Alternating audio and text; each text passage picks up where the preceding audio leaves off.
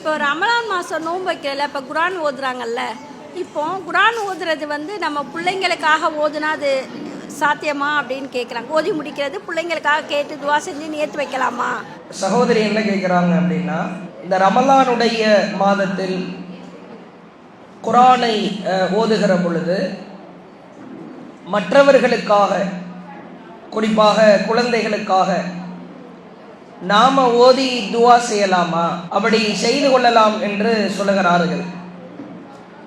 சில பேர் என்ன சொல்லுவாங்கன்னா, இறந்தவர்களுக்கு, மரணித்த தருவாயில் இறந்து போன நபர்களுக்காக குரானை ஓதி அவர்களின் பெயரில் நாம் துவா செய்யலாம், அவர்களுக்காக அனுப்பி வைக்கலாம் என்றெல்லாம் சொல்லப்படும். இப்போ இஸ்லாமிய மார்க்கத்தை பொறுத்தவரைக்கும் அல்லாஹுவின் தூதர் அவர்கள் எவ்வாறு இந்த குரான் விஷயத்தில் செயல்படுத்த சொன்னார்களோ அதைத்தான் நாம் செய்ய வேண்டும். அப்படி செய்கிற பொழுதுதான் நன்மைகள் மிகச் சரியாக கிடைக்கும். அல்லாஹ்வுடைய தூதர் அவங்க குரானை ஓதுகிற பொழுது சில வழிமுறைகளை எல்லாம் கற்றுத்தந்தார்கள். யார் குரானில் அலிஃப் என்று ஓதுகிறாரோ அவருக்கு 10 நன்மை கிடைக்கும், லாம் என்று ஓதுகிறாரோ 10 நன்மை கிடைக்கும், மீம் என்று ஓதுகிறாரோ 10 நன்மை கிடைக்கும். அலிஃப் லாம் மீம் ஒவ்வொரு எழுத்திற்கும் 10 நன்மை கிடைக்கும். இது குரானை ஓதுபவர்களுக்கு கிடைக்கிற நன்மை. யார் சூரா பக்கராவை ஓதுகிறாரோ, ஆலி இம்ரான் 2வது அத்தியாயம் 3வது அத்தியாயம் இதை யார் ஓதுகிறாரோ நாளை மறுமையில் மேக கூட்டங்களை போன்று இந்த அத்தியாயங்கள் அவர்களுக்காக பரிந்துரை பேசும் என்று அல்லாஹுவின் தூதர் அவர்கள் சொன்னார்கள். அதே போன்று அல்லாஹுவின் தூதர் சொன்னார்கள், குல் ஹுவல்லாஹு அஹது என்கிற சூறாவை யார் ஒரு முறை ஓதுகிறாரோ அவர் குரானில் 3ல் ஒரு பகுதியை ஓதியதற்கு சமமாகும்.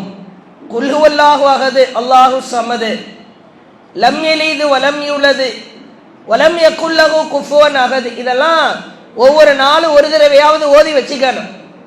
அவ்வாறு ஓதுகிற பொழுது குரானில் 3ல் ஒரு பகுதியை அவர் ஓதியவராகிவிட்டார். குரான்ல 3ல ஒரு பகுதினா 10 ஜுஸ்ன்னு அர்த்தம். ஒரு தடவை சூரா இஹ்லாஸ் குல் ஹுவல்லாஹு அஹது சூராவை ஓதிவிட்டால் 10 ஜுஸ் ஓதியதற்கு அது சமம் என்று அல்லாஹுவின் தூதர் சொல்லுகிற செய்தியை பார்க்கிறோம். இது போன்று ஏராளமான நன்மைகள் இருக்கிறது. அது அவரவருக்கு உரிய நன்மைகள் தான். நாம குரான் ஓத தெரியாத சிறு குழந்தைகளின் பெயரிலோ அல்லது பலவீனமான நிலையில் வயதானவர்களாக இருக்கிறாங்க, படுத்த படுக்கையில் இருக்கிறார்கள், அவர்களுக்காக குரான் ஓதுவதா அல்லது மரணித்த ஒருவருக்காக அவருடைய தலையிலே அமர்ந்து யாசீன் ஓதுவதா குரான் ஓதுவதா, இப்படியெல்லாம் அல்லாஹுவின் தூதர் அவர்கள் காட்டித்தரவே இல்லை. குரானை யார் ஓதுகிறாரோ அவருக்குத்தான் நன்மை கிடைக்குமே ஒழிய மற்றவர்களுக்காக நாம் குரான் ஓதுவதற்கு மார்க்கத்தில் அனுமதி இல்லை. அவர்கள் பேரில் நீங்கள் தர்மம் செய்து கொள்ளலாம். குழந்தையாக இருக்கிறது, உடல்நிலை சரியில்லை, அப்துல்லான்றைய பிள்ளைக்காக பேரனுக்காக காய்ச்சல் போகணுன்றதுக்காக நான் தர்மம் செய்து கொள்ளலாம், அது மார்க்கத்திலே இருக்கிற.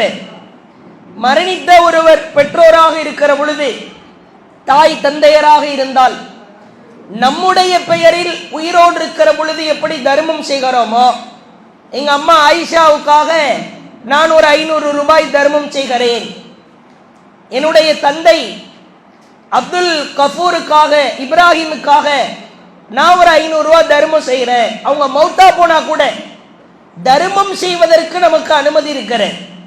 அவர்களுடைய பெயரில் ஒரு 5-10 ஏழைகளுக்கு சாப்பாடு வாங்கி கொடுக்கலாம், இதுவும் தர்மத்தில் சேரும். இது அல்லாம, இதெல்லாம் ரசூலுல்லாஹ் அனுமதித்தது.